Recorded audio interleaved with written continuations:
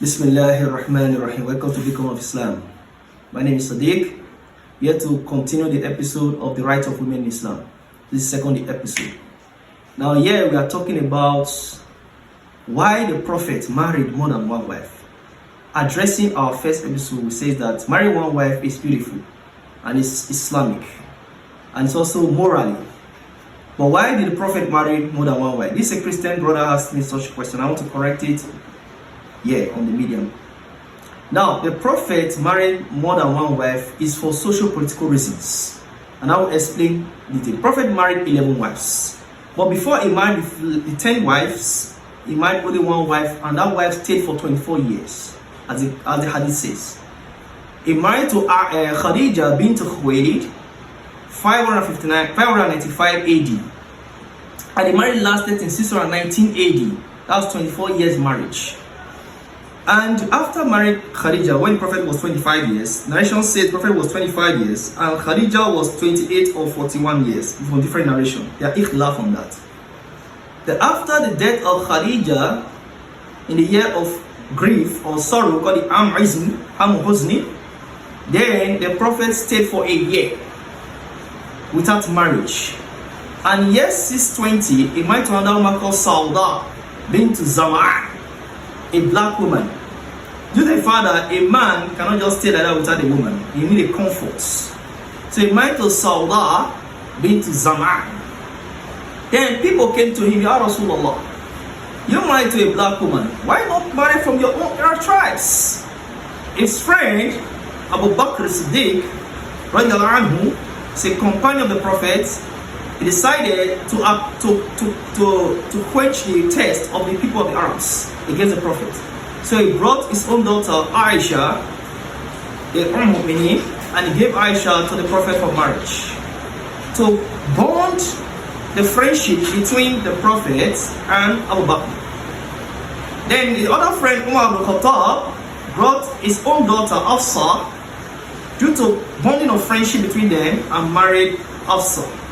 This was for social political reasons and to keep the bonding of friendship alive in the Arab world. It's a customary thing in the Arab world to marry for social political reasons, because if you marry them, you are bringing them close to yourself to enable the family to have a union among themselves. So after they migrated to Medina, after the Hijrah, it's called the Hijrah in Islamic term, the Prophet decided to marry someone after the Battle of Badr, and it was by name of daughter of Abu Umayyah, and he married her to appease Abu Umayyah after the death of his two sons in the Battle of Badr. He moved further in 625 AD. He married another woman, a name of Juwairiya bint Harith. Then he married Juwairiya bint Harith, a Jewish woman. Then that is before the Battle of Khaybar. That is after the Battle of Khandaq. That same year, he married Ramlat bint Abi Sufyan ibn Haram. And Ramlat was married to the Prophet to extend a relationship between him and the Umayyah, which is the Sufyan ibn Abi Haram. Then after which, 628 AD, he married to other women after the Battle of Khaybar, which is Maymuna bint Harith, and another one by the name of Sophia bint Huyay. This photo strengthens political reasons. There's nothing more than that, not emotional or any attachment. Just to make sure that, to bring your family together as a family, that they may all work together to build Islam. Then there are some misunderstanding or ikhtilaf regarding the marriage of Maria Akitiya and the other one, Rohena bint Zayd. So these two wives, or let me say concubines, after the Prophet, one Maria gave birth to Ibrahim.